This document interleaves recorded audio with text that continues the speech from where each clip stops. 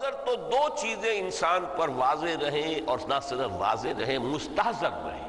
واضح تو ہو جاتی ہے ایک چیز، پھر آدمی بھول جاتا ہے تو کوئی فائدہ نہیں دیتا اس کے.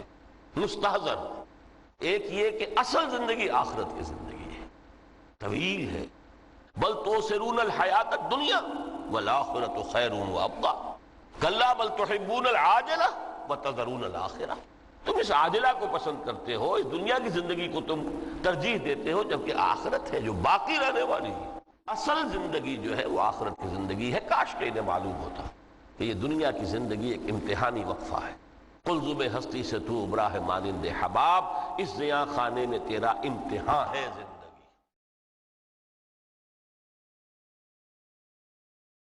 دنیا سے تعلق منقطع کرنا، پسپائی، گریز، فرار، اور اس کا نتیجہ کیا نکلتا ہے کہ دنیا پھر شریروں کے لیے رہ گئی. کھیلیں کودیں عیش کریں. جو سلیم الفطرت نیک لوگ تھے وہ تو گئے، لہذا ان کو اب کوئی روک ٹوک کرنے والا ہی نہیں، کوئی پوچھنے تاشنے والا نہیں. ظالم جو چاہے ظلم کرے اور جس طرح چاہے شریر جو ہے شرارتیں کرے. قرآن مجید میں سورہ حدید اس اعتبار سے نہایت عظیم صورت ہے، نہایت عظیم صورت ہے کہ وہاں یہ آیت بھی بہت ہی شاندار انداز میں آئی ہے، متاع الغرور والی. خاصی طویل آیت بن کر آئی ہے، اور جیسا کہ میں نے عرض کیا 4 جگہ تو حیات دنیاوی کو کہا گیا ہے صرف لہو و لعب یا لعب و لہو، لیکن یہاں جو ہے آیت نمبر 20 اعلموا انما الحیات الدنیا لعب و لہو و زینت و تفاخر بینکم و تکاثر فی الاموال والاولاد. 5 الفاظ کے حوالے سے اس حیات دنیاوی کے کچھ حقائق بیان کیے گئے. عام طور پر سرسری طور پر لوگ گزر گئے ہیں. محاورتاً جب بھی آتا ہے معاملہ لہو و لعب، لعب و لہو، وہ تو 4 جگہ ہے. یہاں 3 الفاظ مزید آئے ہیں، اور ترکیب کیا؟ پہلے لعب ہے پھر لہو ہے. سورہ عنکبوت میں لہو و لعب یہ در حقیقت ایک طرح سے محاورے کی شکل اختیار کر گیا، تماشا اور کھیل، لیکن نہیں، یہاں ترتیب کچھ اور ہے. اس پر اگر آپ غور کریں گے تو یہ ایک عجیب سا نقشہ سامنے آتا ہے. حیات دنیاوی کے 5 ادوار، جن میں سے ہر دور میں ایک شے انتہائی اہم ہوتی ہے، توجہ کا مرکز بنی ہوتی. ابتدائی دور ہے، بالکل بچہ بھی ہے، کھیل، بس لعب، اس کے سوا اسے کوئی زندگی سے سروکاری نہیں. زندگی کے تلخ حقائق ابھی اسے معلوم نہیں. بھوک لگی تو رو پڑے، ماں نے دودھ پلانا ہے، کھلانا ہے، ان سے تو کچھ نہیں کرنا اسے. وہ لعب ہے، کھیل. لیکن تھوڑا سا آگے چلتے ہیں، ٹین ایجر سٹیج میں جب داخل ہوتا ہے آدمی، تو اب وہ نرا کھیل، معصومانہ کھیل نہیں رہتا، اس میں تلذذ، سینشول گریٹیفیکیشن کا عنصر شامل ہو جاتا. اب اس کے کہا لہو. اعلموا انما الحیات الدنیا لعب و لہو.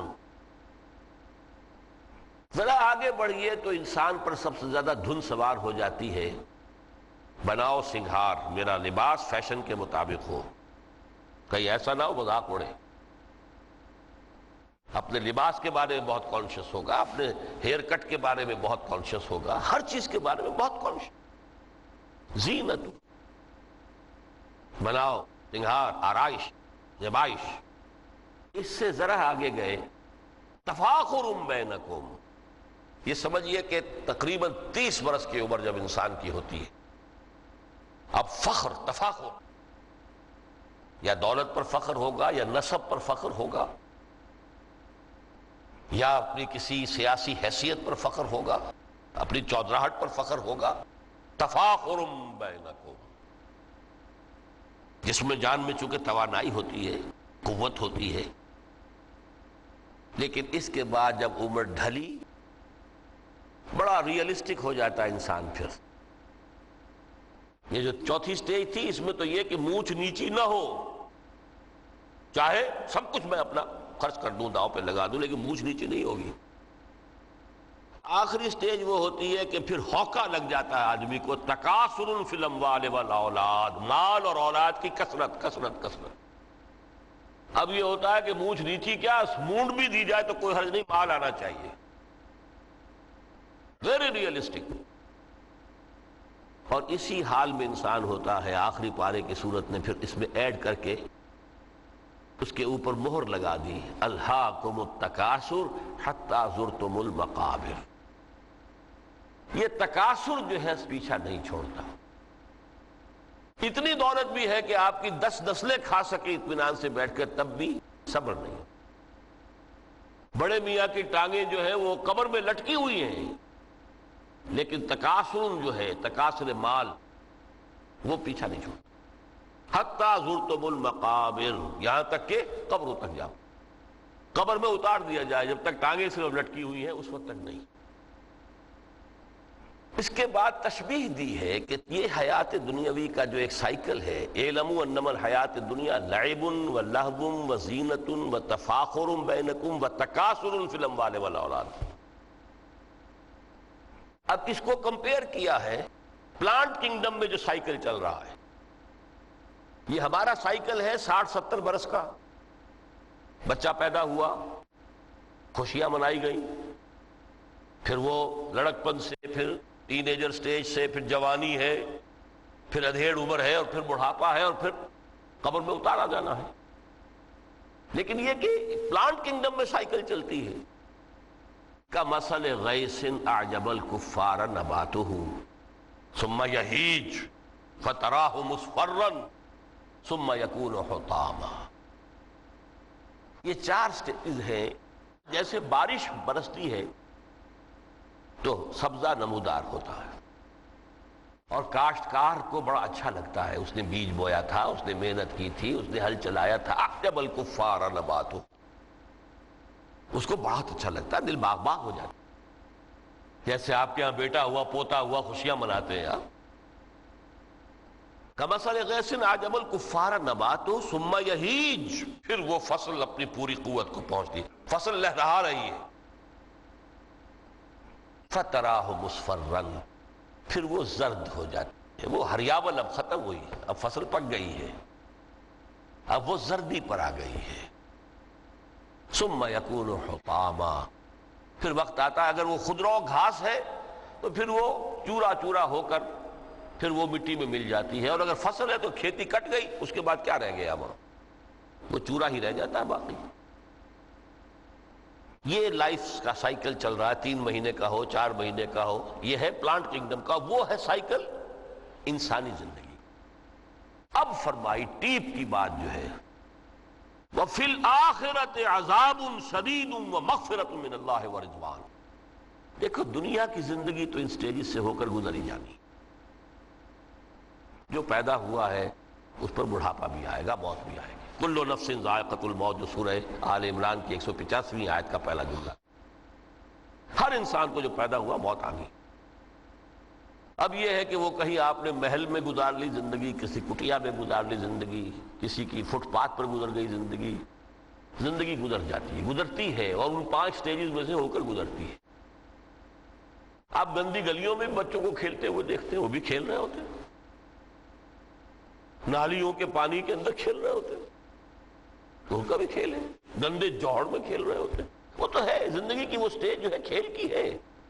کسی کے پاس بڑے قیمتی کھلونے ہیں، ان سے کھیل رہا ہے، کوئی گلی ڈنڈا کھیل رہا ہے یا کچھ اور کھیل رہا ہے، لیکن وہ 5 سٹیجز تو آئیں گی۔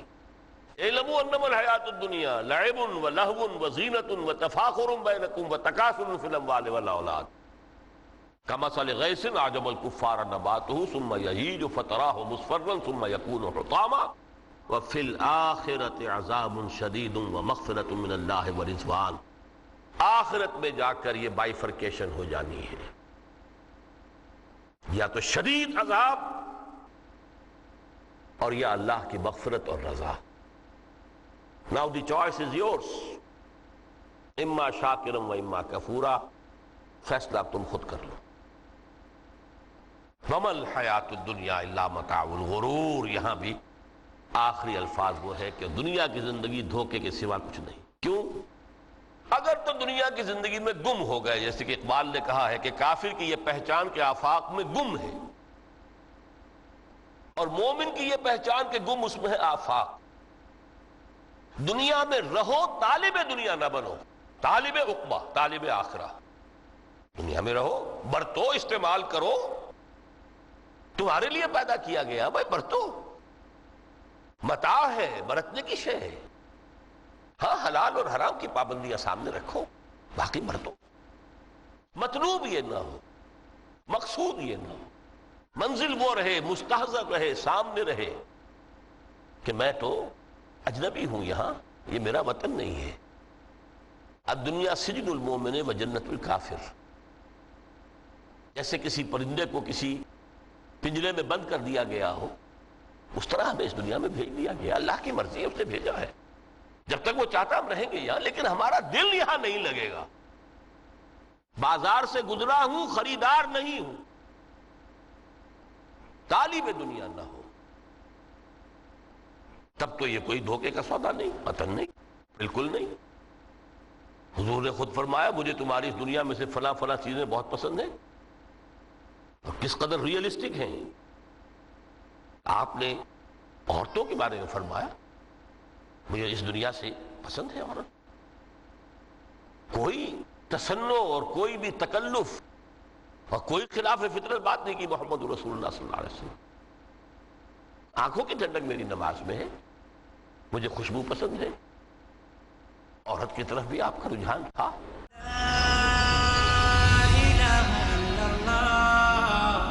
سب طرح کی تعریف اللہ ہی کے لیے ہے جو تمام مخلوقات کا پروردگار ہے. بڑا مہربان، نہایت رحم والا، انصاف کے دن کا حاکم. قوموں کے عروج و زوال کا پیمانہ ہے قرآن. اے پروردگار، ہم تیری ہی عبادت کرتے ہیں اور تجھی سے مدد مانگتے ہیں. انسان کو انسان بنانا ہے مقصود قرآن.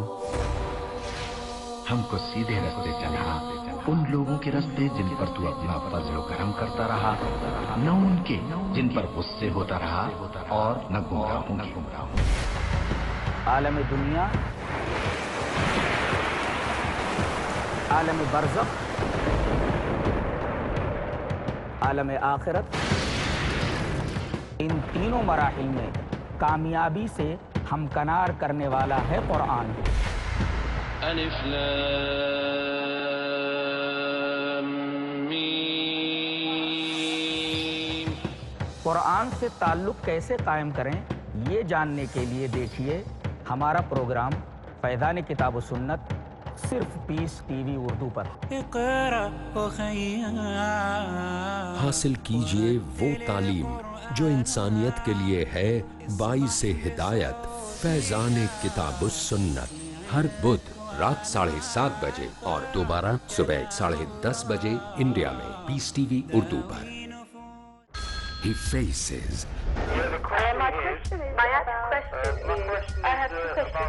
He listens. My question is about the beard. About Imam Mahdi. What other people believe in. He answers. So number one is the help of Allah. He satisfies in the light of glorious Quran and authentic Hadith.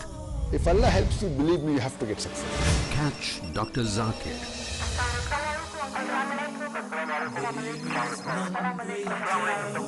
Then we have the next call, please. To get convincing and valid answers in Dial Dr. Zakir. آج رات 8 بجے اور دوبارہ صبح 10 بجے India میں peace TV وی اردو پر.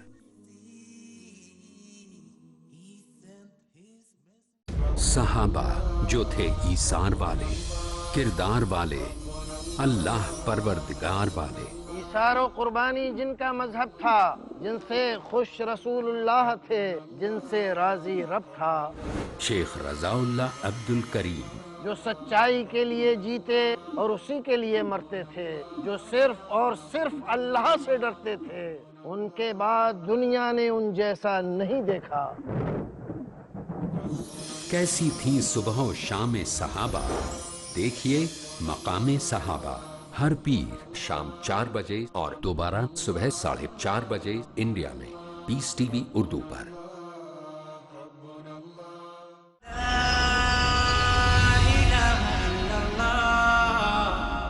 قرآن مجید میں آتا ہے نا اے نبی اب کوئی اور نکاح آپ نہیں کریں گے. وَلَوْ أَعْجَبَتْكَ حُسْنُهُنَّ، چاہے ان کا حسن جو ہے وہ آپ کو اچھا لگے، اب اجازت نہیں ہے مزید، بس فل سٹاپ، جتنے نکاح ہو چکے ہو چکے.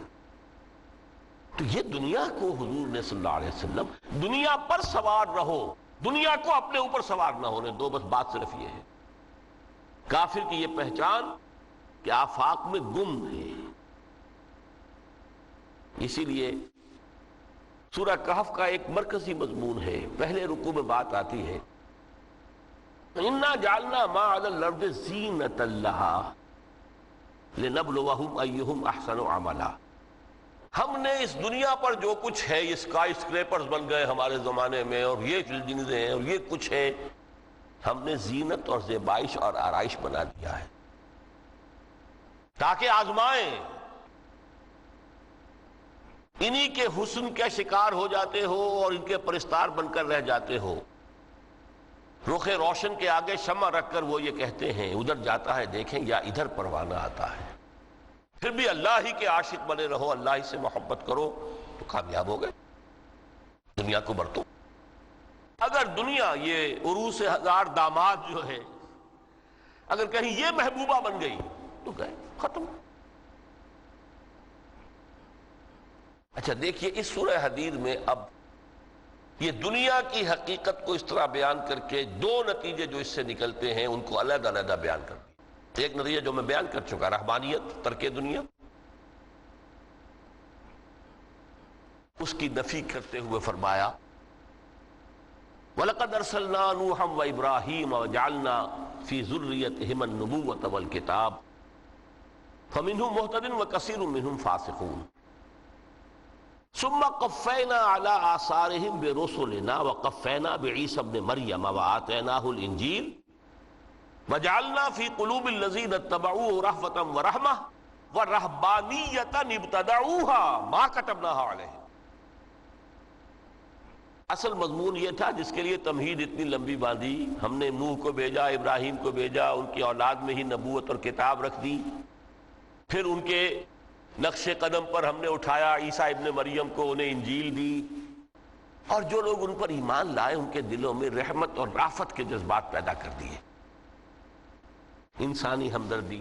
حضرت عیسیٰ کا جو اپنا مزاج تھا، ظاہر بات ہے کہ آپ کے حواریین اور آپ پر ایمان لانے والوں میں اسی کا ایک عکس پیدا ہونا تھا، لہذا وہ ایک خاص کیفیت. لیکن فرمایا ایک شے کو انہوں نے بدعت کے طور پر ایجاد کر لیا، وَرَهْبَانِيَّةً ابْتَدَعُوهَا مَا كَتَبْنَاهَا عَلَيْهِمْ.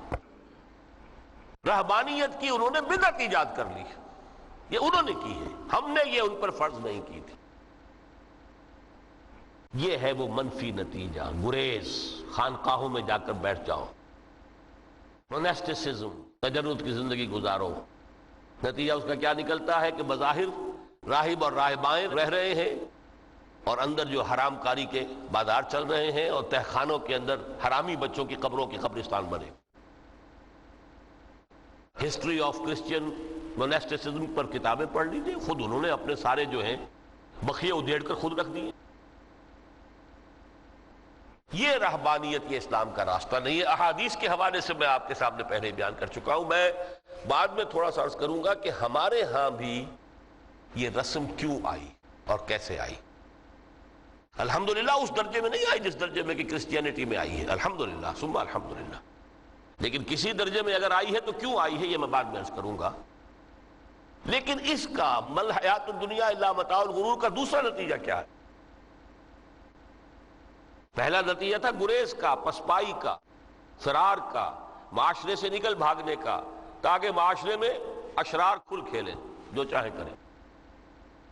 ایک راستہ یہ ہے، ترک دنیا کے معنی ہیں ترک لذات دنیاوی، آسائشوں کو ترک کرنا. سختیاں جھیلنا کس لیے؟ تاکہ دنیا سے ظلم کا خاتمہ ہو، باطل کا تختہ الٹ دیا جائے، ظلم کا استیصال. ظاہر بات ہے ظالم آسانی سے ظلم نہیں چھوڑے گا. ایکسپلائٹر وعظ و نصیحت سے ایکسپلائٹیشن سے باز نہیں آئے گا. شاذ ہوتے ہیں اس طبقے کے اندر بھی یقیناً کچھ سلیم الفطرت لوگ ہوتے ہیں، جیسے طبقہ اشرافیہ سے تھے حضرت ابو بکر رضی اللہ تعالیٰ عنہ، سلیم الفطرت انسان تھے، وہ کوئی غلاموں کے طبقے سے تو نہیں تھے، کوئی فقراء کے مساکین کے طبقے میں سے نہیں تھے، اونچے طبقے میں سے تھے، عشرہ مبشرہ اکثر و بیشتر اس طبقے سے تھے، لیکن بائی اینڈ لارج وہ جو طبقہ ہوتا ہے یا تو وہ اپنے جبر اور استبداد کا تخت جو ہے جما کر بیٹھا ہوا لوگوں کی گردنوں کے اوپر، پولیٹیکل ریپریشن ہے، یا اکنامک ایکسپلائٹیشن ہے، استحصال، محنت لوگ کریں کھائیں گے ہم، عیش ہم کریں گے، محنت کسان کرے جا کے کھیت میں، ہم لے آئیں گے اپنا حصہ اور عیش کریں گے، یا کوئی سوشل ڈسکریمنیشن ہے، یہ اونچا ہے یہ نیچا ہے، یہ تو پیدا ہی ہوا ہے شودر، یہ اس سے نکل ہی نہیں سکتا، اور یہ پیدا ہوا برہمن تو اونچا ہے۔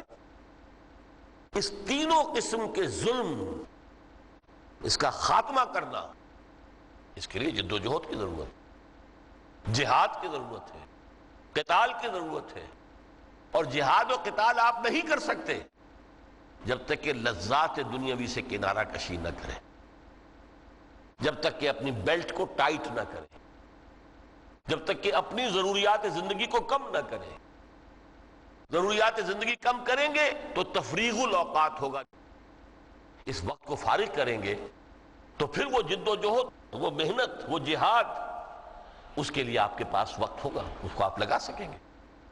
پھر اس میں جب سخت سے سخت منزلیں آئیں گی تو اس میں میدان میں مقابلہ بھی ہوگا، جان کی بازی بھی کھیلنی پڑے گی، اس میں قید و بند کا وقت بھی آ سکتا ہے۔ 3 برس تک اگر محمد عربی صلی اللہ علیہ وسلم پورے خاندان بنی ہاشم کے ساتھ بدترین اسیری سمجھ لیجئے شیب بنی ہاشم میں جو رہے، یہاں تو اسیروں کو آپ راشن تو دیتے، کھانا تو دیتے، وہاں تو اصل جو ہے وہ تو دونوں طرف سے گھاٹی کا منہ بند کر دیا گیا تھا، سیل تھی کہ کوئی شے جو ہے وہ جانے نہ پائے اندر۔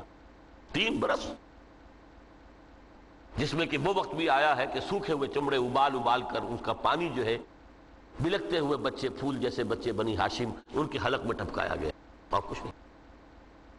کچھ تھے لوگ، حکیم بن حزام جیسے رضی اللہ تعالیٰ عنہ، بعد میں ایمان بھی لے آئے، حضرت خدیجہ رضی اللہ تعالیٰ عنہ کے چونکہ وہ قریبی رشتہ دار تھے، وہ پہاڑ کو کراس کر کے چوٹی پر سے اتر کر کچھ کبھی کبھی کھانے پینے کی چیز پہنچا دیتے تھے۔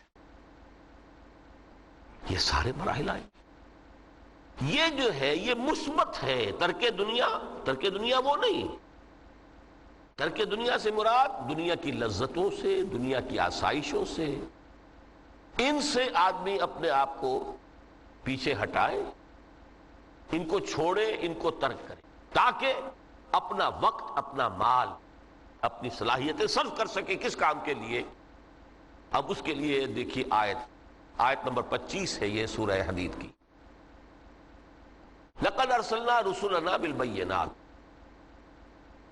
ہم نے اپنے رسولوں کو بھیجا واضح چیزوں کے ساتھ۔ بینہ وہ شے جو از خود ظاہر ہو، آفتاب آمد، دلیل آفتاب، جب سورج طلوع ہو گیا وہ خود اپنے وجود پر دلیل ہے، اس کے لیے کسی اور اضافی دلیل کی ضرورت نہیں ہے کہ سورج موجود ہے، وہ تو ہے، سب کو نظر آ رہا ہے۔ تو بینات سے مراد معجزے بھی ہیں، اور وہ تعلیم جو ہے بنیادی دین کی کہ جو فطرت انسانی کی جانی پہچانی ہوئی شے ہے، دونوں پر اس کا اطلاق ہو جائے گا۔ لقد ارسلنا رسلنا بالبینات وانزلنا معهم الکتاب والمیزان، اور ہم نے ان کے ساتھ کتاب اتاری، میزان اتاری۔ یہ سب کچھ کس لیے کیا؟ لیقوم الناس بالقسط، تاکہ لوگ عدل پر قائم ہوں۔ یہ ہے سول آبجیکٹو،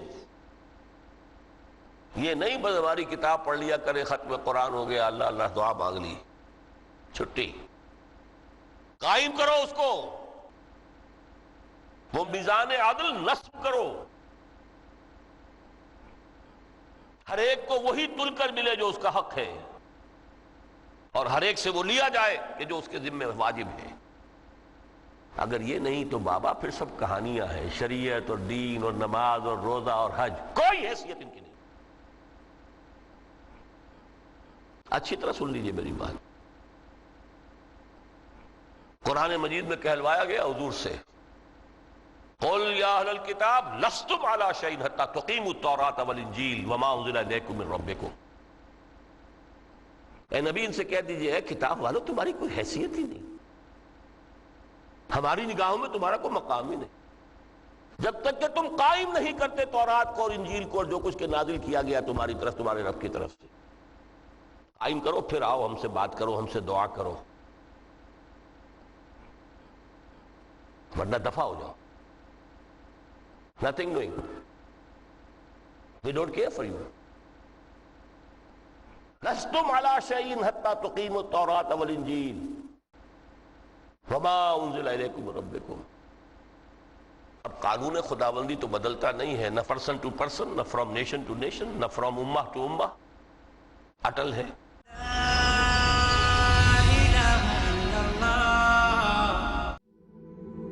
زکوٰۃ کا ادا کرنا ہر صاحب نصاب مسلمان پر فرض ہے. ڈاکٹر ذاکر نائک. زکوٰۃ ہمارے مال کو پاک تو کرتی ہی ہے، لیکن قابل غور بات یہ ہے کہ ہماری دولت میں اضافہ بھی کرتی ہے، یعنی دونوں طرف سے بھلائی، دونوں جہانوں میں کامیابی. اپنی زکوٰۃ دین حق کو پھیلانے میں لگائیں. پیس ٹی وی اردو کا تعاون کریں. آپ اپنی زکوٰۃ اور امداد کی رقم بھیج سکتے ہیں IRFI الرایان bank, Quadrant Court, 48 Calthorpe Road, Birmingham, UK. Postcode B151TH. Pound account number 011-32301. Euro account number 011-32302. US dollar account number 011-32303. Sort code 300083. Swift BIC code IBOBGB22. IBAN GB52 Lloyd 30963401 024192. Telephone کے ذریعے رقم بھیجنے کے لیے +44-208-2424-321. آپ اپنی بھیجی ہوئی امداد کی جانکاری admin@peacetv.tv پر دیں. پیس ٹی وی اردو کا تعاون کریں.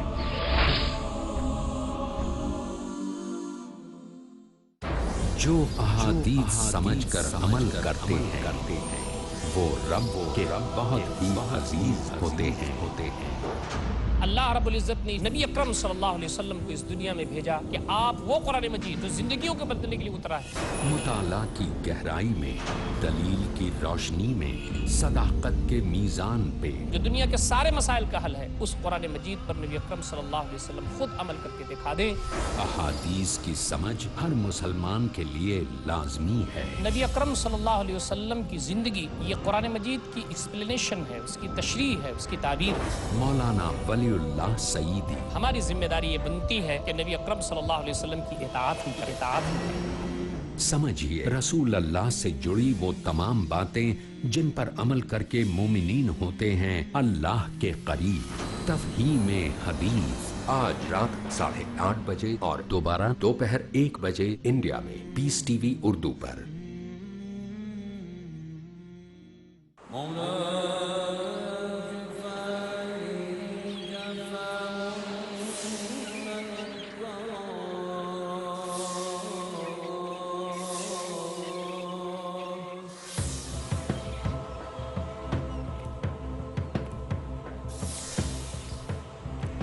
دل ہو زندہ تو ہے منزل کامرانی، ورنہ صبح و شام تو بس ہے آنی جانی.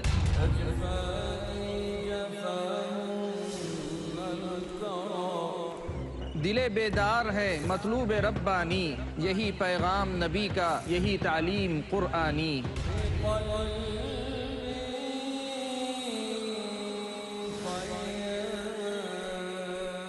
دل کیا ہے، دل کی ضرورت کیا ہے، دل کی زندگی کیا ہے، موت کیا ہے.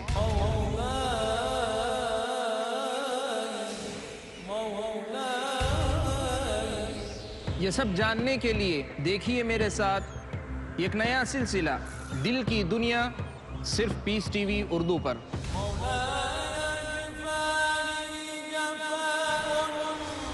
صرف مومنوں کا مقدر ہے ایمان کی لازوال روشنی، جو کرتی ہے آباد دل کی دنیا. ہر منگل رات 7:30 بجے اور دوبارہ صبح 10:30 بجے انڈیا میں پیس ٹی وی اردو پر.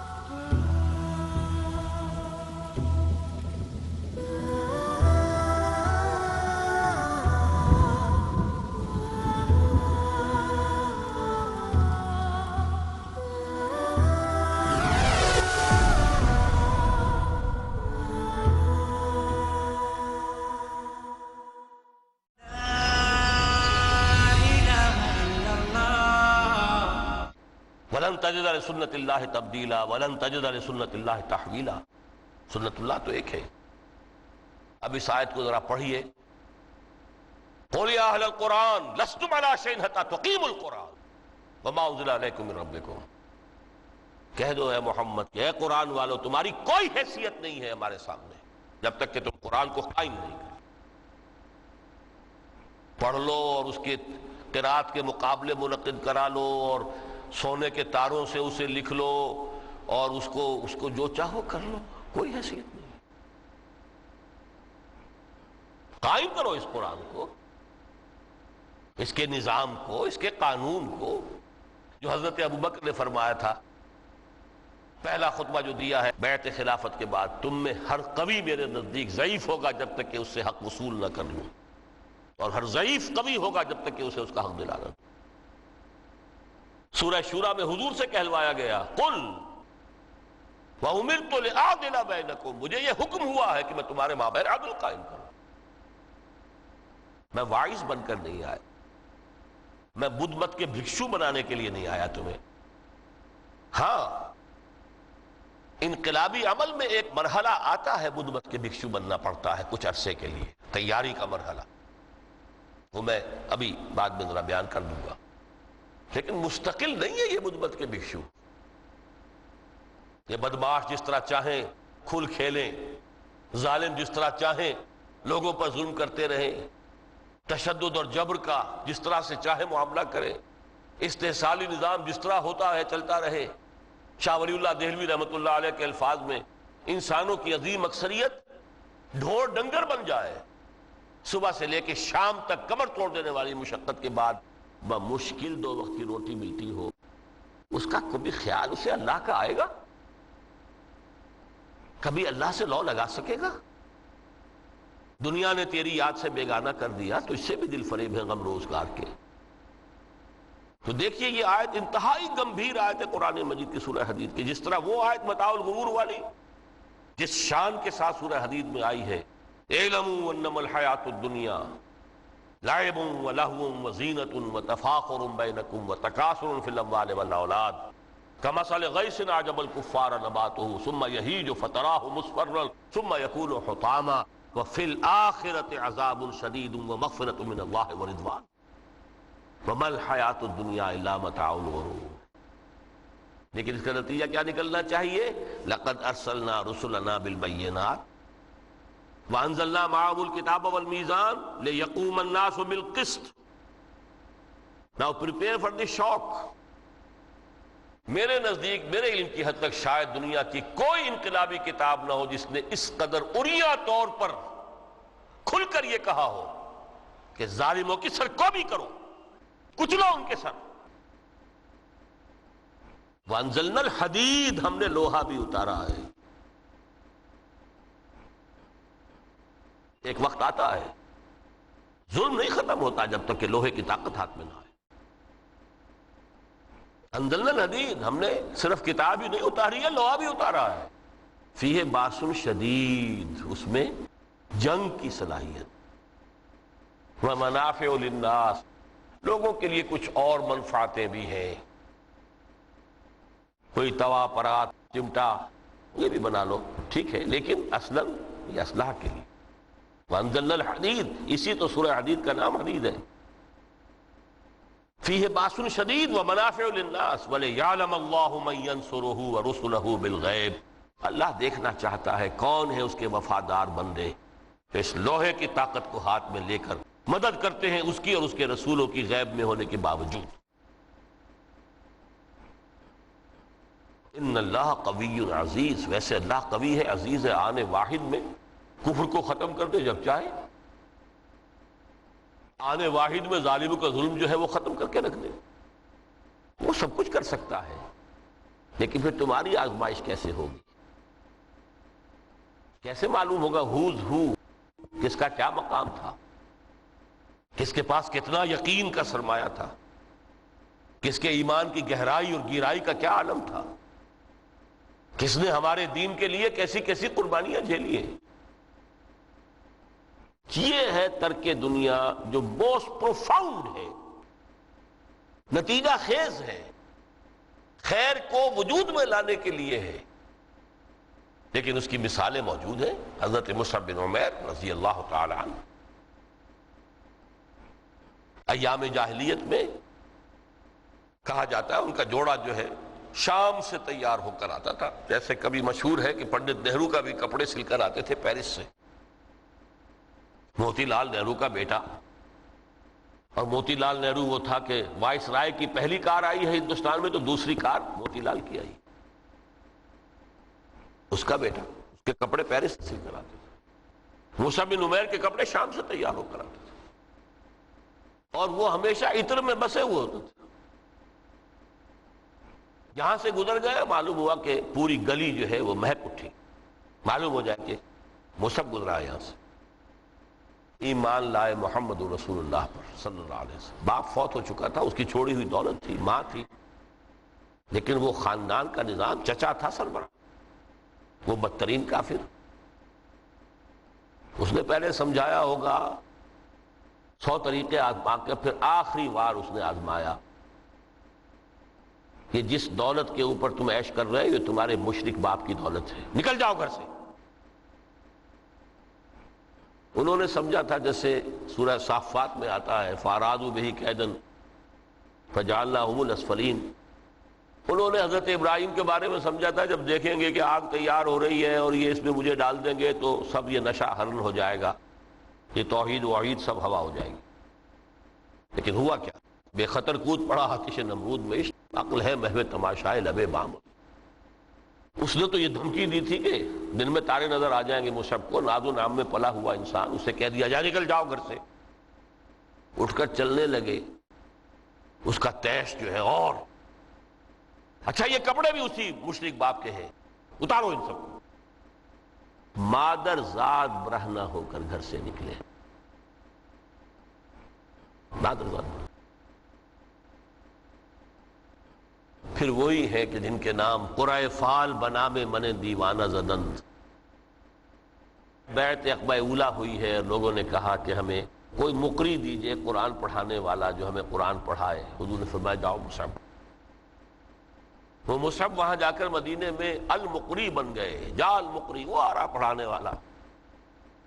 اور 1 سال کی محنت، دعوت اور تبلیغ اور قرآن کے پڑھانے کے نتیجے میں اگلے سال 75 افراد لا کر حضور کی جھولی میں ڈال دی۔ یہ مصعب ہے۔ ایک مرتبہ اس سے پہلے کا واقعہ بھی ہے کہ حضور مسجد میں تشریف فرما تھے، سامنے سے حضرت مصعب گزرے، ایک پھٹا ہوا سا کمبل جسم کے گرد لپیٹا ہوا، حضور کی آنکھوں میں آنسو آ گئے۔ از کجا تاب کجا، یہ دیوانہ جو ہے اللہ کا اور رسول کا اور دین کا کہاں سے کہاں پہنچا۔ غزوہ احد میں علم ان کے ہاتھ میں ہے، جس ہاتھ میں علم ہے وار پڑا، کٹ گیا، دوسرے سے پکڑا، اس کو بھی کٹ گیا، پھر دونوں جتنے بچ گئے تھے حصے ان سے سنبھالا، پھر شہید ہو گئے۔ جسم پر صرف ایک چادر تھی، اوپر سے جسم ننگا تھا، صرف ستر کے لیے چادر۔ دفن کرنے لگے تو مسئلہ یہ پیش آ گیا کہ چونکہ شہید کے تو کفن جو ہے اس کا اپنا جو بھی لباس پہنا ہو شہادت کے ہو، حضور سے کہا گیا کہ حضور مصعب کی چادر تو اتنی چھوٹی ہے کہ سر ڈھانپتے ہیں تو پیر کھل جاتے ہیں، پیر ڈھانپتے ہیں تو سر کھل جاتے ہیں۔ فرمایا سر کو چادر سے ڈھانپ دو اور پیروں پر اذخر گھاس لا کر ڈالو، یہ آخری لباس نصیب ہوا ہے۔ یہ ترک دنیا ہے۔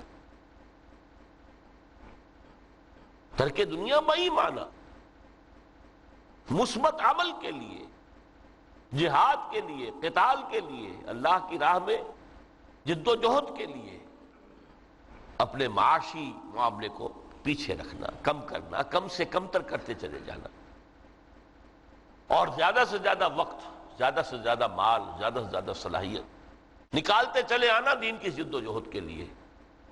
یہ ہے در حقیقت کہ جو ترک دنیا ہے، پروفاؤنڈ، نتیجہ خیز، ظلم کے استیصال کے لیے، حق کا بول بالا کرنے کے لیے، عدل کے نظام کو برپا کرنے کے لیے یہ جد و جہد کی جائے، یہ ہے مثبت نتیجہ کہ جس کی طرف قرآن ہمیں لانا چاہتا ہے۔ ورنہ آج اقبال نے جو کہا کہ اسی قرآن میں ہے اب ترک جہاں کی تعلیم، جس نے مومن کو بنایا مہو پرویں کا امیر۔ دیکھیے اصل جو سلوک محمدی تھا صلی اللہ علیہ وسلم، جو تصوف محمدی تھا، وہ تو یہ تھا دعوت، جہاد، دین کا غلبہ، تن من دھن لگا دو، اسی میں ترک دنیا بھی آ گیا۔ اس لیے فرمایا لا رہبانیت فی الاسلام الا جہاد فی سبیل اللہ، اسلام کی رہبانیت یہی جہاد فی سبیل اللہ ہے۔ آخر لذتیں چھوڑنی پڑتی ہیں نا، گھروں کی آسائشیں چھوڑیں گے تبھی تو جائیں گے، میدان میں آئیں گے۔